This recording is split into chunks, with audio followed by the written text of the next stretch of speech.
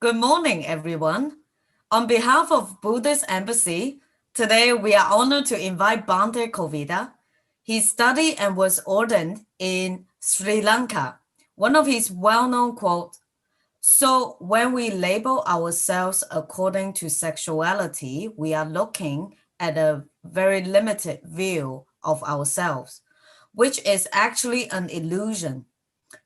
He has published 2 books, An Inquiry Mind's Journey, and The World is Myself. Hello, Bhante Kovida. Welcome. Would Thank you you. like to give us a brief introduction about your 2 books, please? Okay, the Inquiring Mind's Journey. It's on Facebook and it's also at another site. Just Google Bhante Kovida and then click on An Inquiring Mind's Journey. But on Facebook, it's a bit more complicated. First, you have to Google Bhante Kovida. Then you have to click on Bhante Kovida /Facebook to get into Facebook. Yeah. So even if you're not on Facebook, you can still have access. And then from there, you see The World is Myself and An Inquiring Mind Journey. And The World is Myself is actually a travel journal. That is in part 1, part 2. But my first book, Inquiring Mind Journey, it starts with my own spiritual journey. It's called Awakening. And how I grew up as a Christian in Jamaica, and then leaving Christianity behind, coming to Canada, Ontario to study, and also not being satisfied with my studies, I went to India, and that was the best thing I did. So I wrote about that journey. I discovered the silent mind, yoga, meditation, Buddhism, and Indian culture. And the second part of the book is, the second chapter is a question and answer section, which many people find beneficial, the way I explain things. And then the next 2 chapters, one is on the nature of the self. It's called Self-Knowledge and Freedom. And the other chapter is called Understanding the Nature of Fear, which is a very good topic to reflect on. And then the last chapter is about returning to Southeast Asia, going back to Malaysia and Singapore. Mm-hmm. So that's, and then The World is Myself. It's in 2 parts because I wrote quite a lot. So first part starts with Thailand, then Malaysia, then India. And then part 2 is back to Malaysia, then Singapore, then Hong Kong, and then back to Ontario. So it's a lot of reading, but it's PDF files. So if people want hard copies, they can download it and have it printed off in hard copies. Sure. Thank you. Today, in our discussion, we hope to learn more about mindfulness and meditation practice. As for mindfulness, I saw that on your Facebook page, you address that the world is in a very restless, agitated state. The mind changes from like to dislike, from craving to aversion. With the agitation of the world, if we can learn to make the mind still, it will be the greatest help to the world. Can you elaborate and tell us more of your view between self or ego and meditation without a meditator? Right. Well, you see, the world is actually what we experience. The world is not something separate from us. Our consciousness is the consciousness of the world. So our minds is always restless, it's agitated, it's reactive. So our view of the world is always colored by our judgments or discriminations or likes and dislikes or desires or worries or frustrations and fears like this. So when we learn to make the mind calm and still through mindfulness, meditation practice, then our perception, the way we see the world, It's much more calm, more clear. And you can see this fact during this pandemic. You see that, most politicians and the news media people, because they don't have mindfulness meditation practice, you see how they're so anxious, fearful, confused, frustrated, you see, and they behave in a very irrational way because they're so afraid, and they get obsessed about numbers, numbers and more numbers of infections, numbers of people dying, and so on and so forth. Mm-hmm. So because of their agitated state, of course, they create more anxiety and more problems in the society. That's right. And you can see also that their view of death, it's very immature. It's very immature, because actually death is something very natural. And whenever we have pandemic, people will get infected and some people will die because of certain conditions. So an aspect of wisdom is that we have to learn to accept death as something natural also. Yes, that's very wise. And I really agree with you. Yes. Regarding the term conditional mind and empty the mind to be still mind, can you give us reflection on these three facts of existence, which are impermanence, unsatisfactory and uncertain, and no permanent self? Right.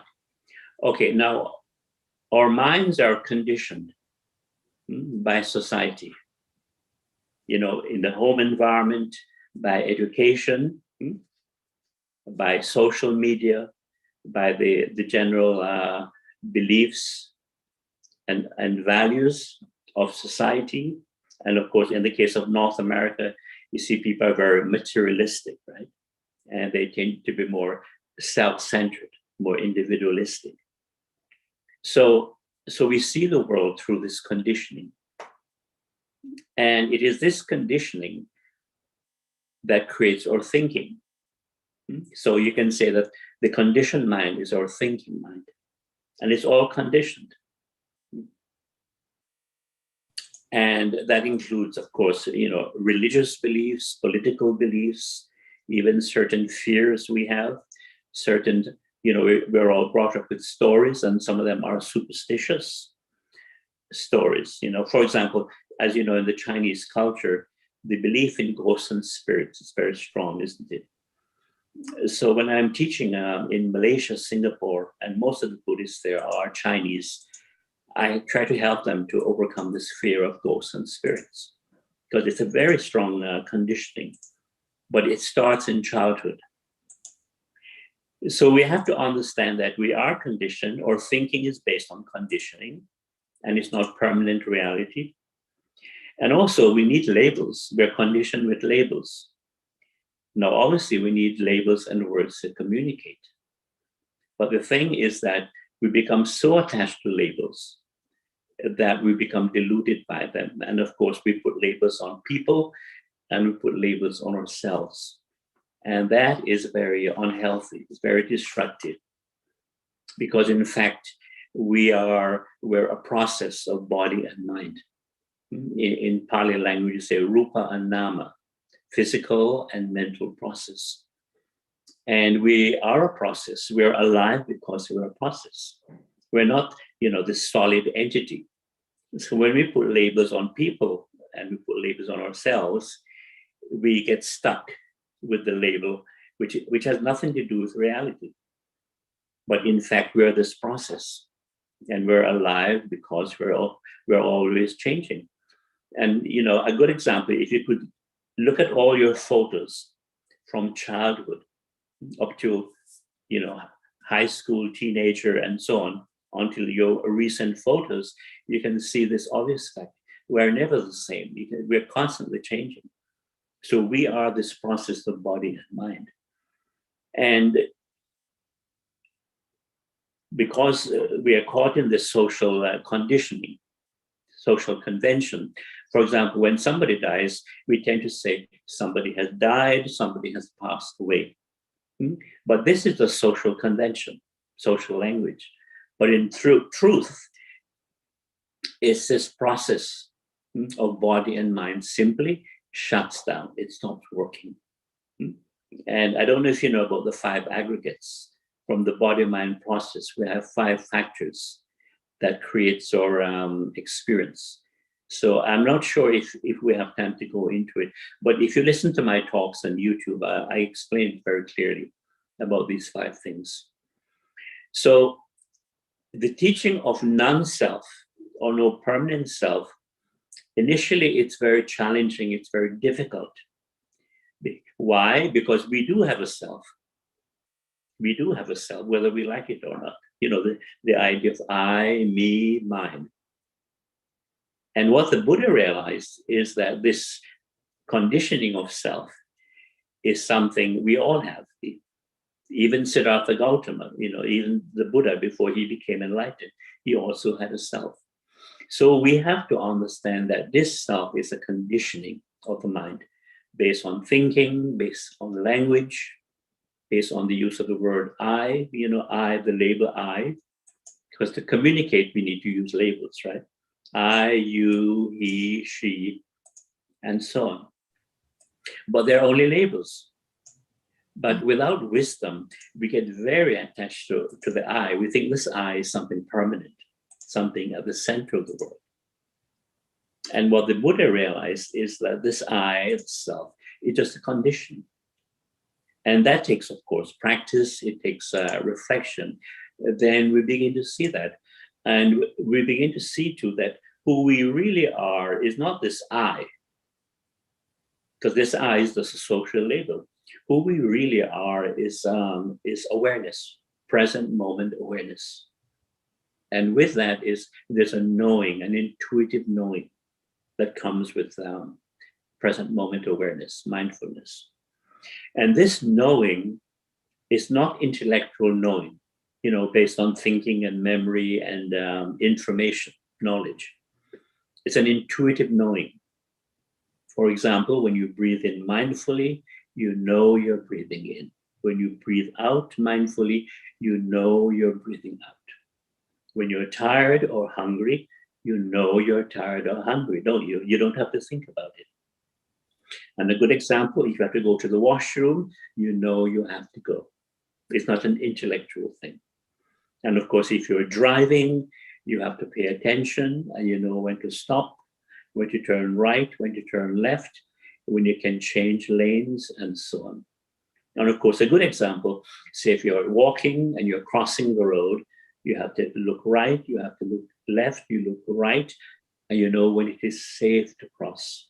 So this is intuitive knowing, and it's a natural intelligence. And this is something that the Buddha spoke about, this intuitive knowing. So one of the names of the Buddha, the meaning of the word Buddha, is the one who knows intuitively with mindfulness. So this is very important. That is so interesting. Yes.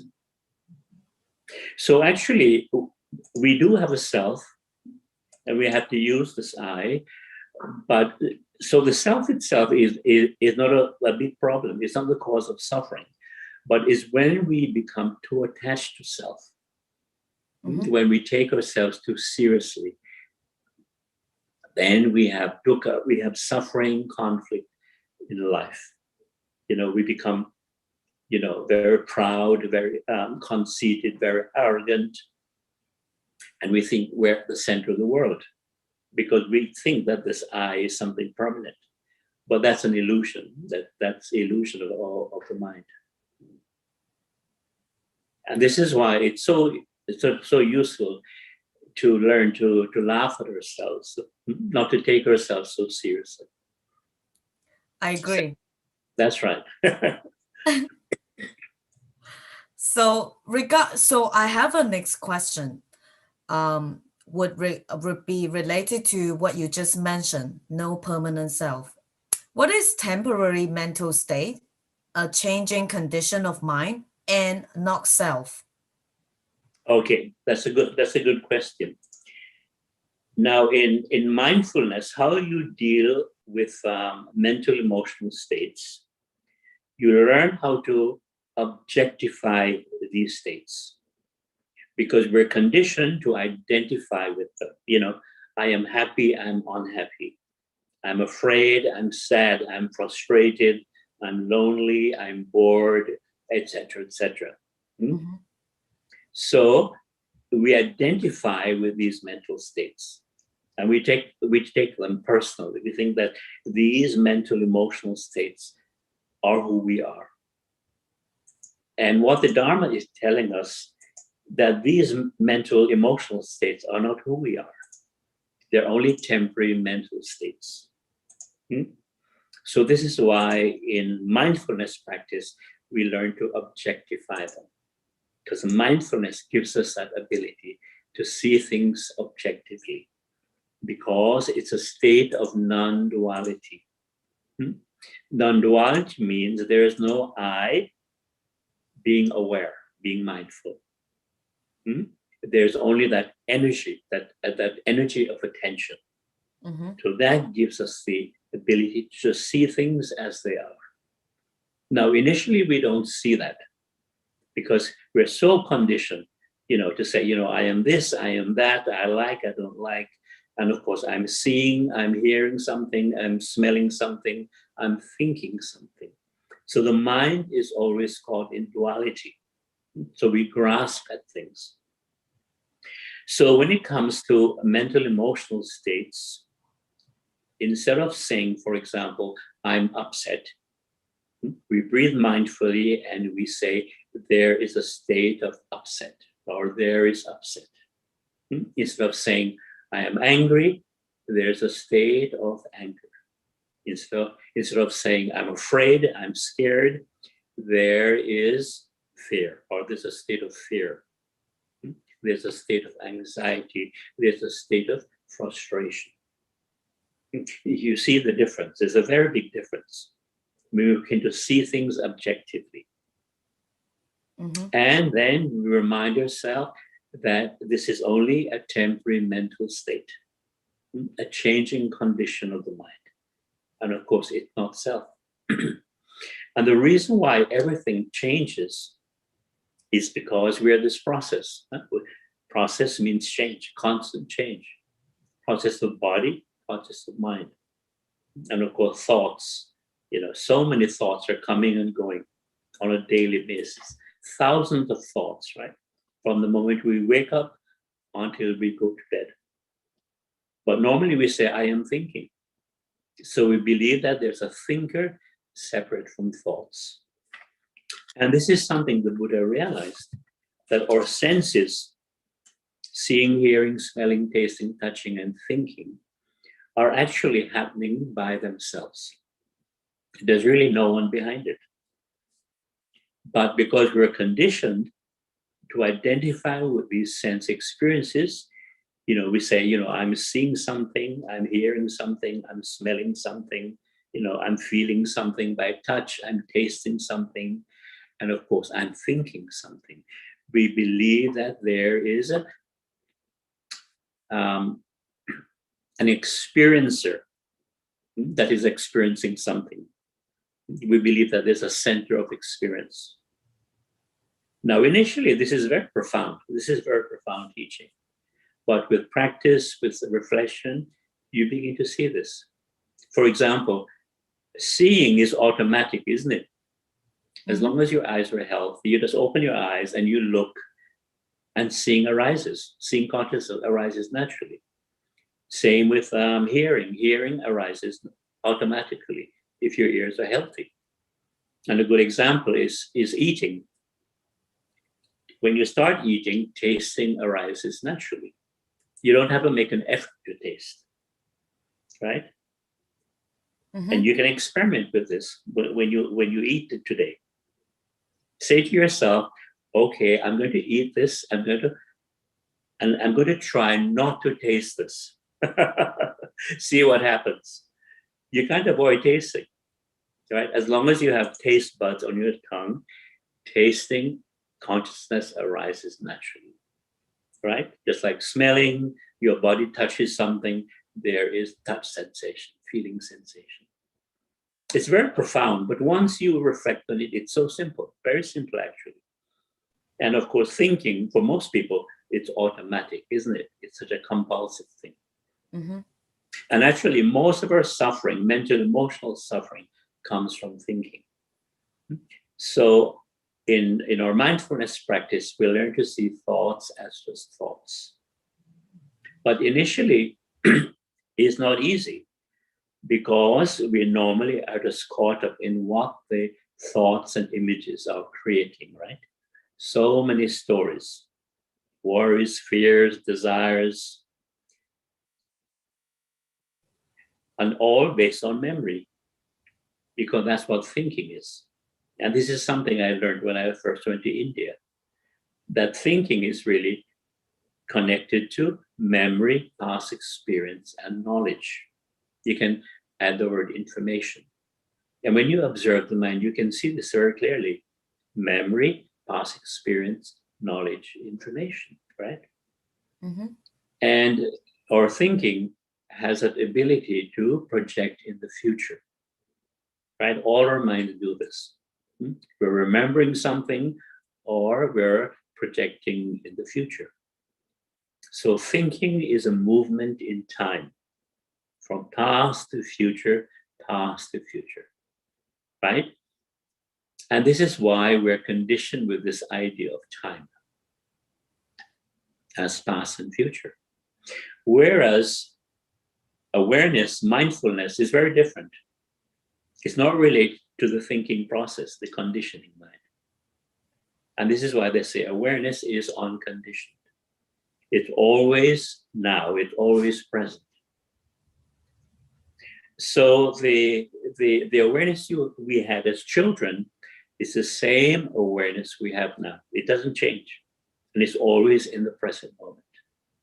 Mm-hmm. The only difference is that when we're young, we don't really understand it, but it's something very natural.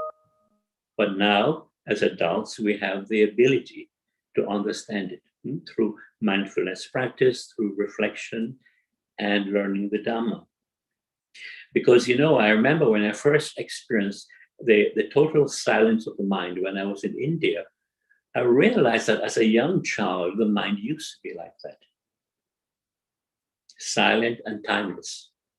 I remember being, especially out in the nature. Because I grew up on a tropical island, we didn't have television, no internet, and all that, all the electronic gadgets that we have today. And it was a perfectly natural state. But when you're young, you don't understand it. So for me, the whole spiritual path and awakening was really going back to childhood, the childlike state of the unconditioned. Mm-hmm. So thinking is conditioned. And of course, the I, the self, is a part of that conditioning, isn't it? Because the I, the self that we all have, is based on memory. It's a collection of memories. And a good example, if when you meet somebody for the first time and you naturally talk about yourselves, what do you talk about when you talk about yourself? It's all things from memory, history, all your personal history. That's what you talk about. And with all this personal history we have some ideas about the future, right? Some plans, some hopes and dreams, and it goes like this. So in my book, the chapter on self-knowledge and freedom, I explain that. And in some of my videos, I speak about this too. That is so interesting. Yes. I think our discussion is very interesting. I would like to ask you more, but we are going into a break in a few minutes. Before we go into a few minutes break, do you have any last word or suggestion for today's younger generation, especially the millennials? I would say a good introduction to start with mindfulness, it's the hand movements, what we call the dynamic meditation that you have seen. I think on YouTube, it's called Mahasati meditation. Mahasati, Mahasati. And Mahasati means great mindfulness. Okay. And I think it's a Thai monk who is demonstrating. But on my own videos, you go to Bhante Kovida, And in my videos, I call it dynamic meditation. So that is a good introduction to mindfulness, to focusing in the present moment so you can let go of thoughts. Because the real problem is thinking. We think too much. Because we do need to think in daily life, that's obvious, but we tend to think too much. And even when we don't need to think, the mind keeps thinking automatically, compulsively, right? Mm-hmm. And of course, with the pandemic, this is why it's so important not to think too much about the future, because we have more anxiety, more fear, more frustration.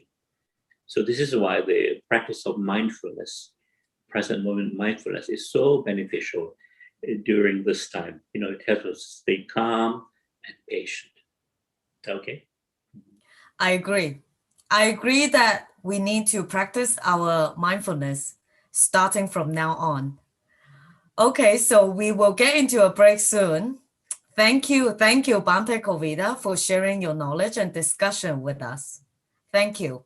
Yes, So, and when you look at the book and you see the videos, you have better, you have more time to see the videos to reflect like this. Mhm. That's fantastic. Mhm. Thank you all very much. We will have a break now, and hopefully we will come back and keep discussing, having an interesting discussion. Also, one thing, I have an email address. Do you have my email address? Yes, I do. Yeah, buddhadeepa.99@gmail.com. So if anyone wants to ask questions or anything personal, you're most welcome to send an email. That's fantastic. Thank you very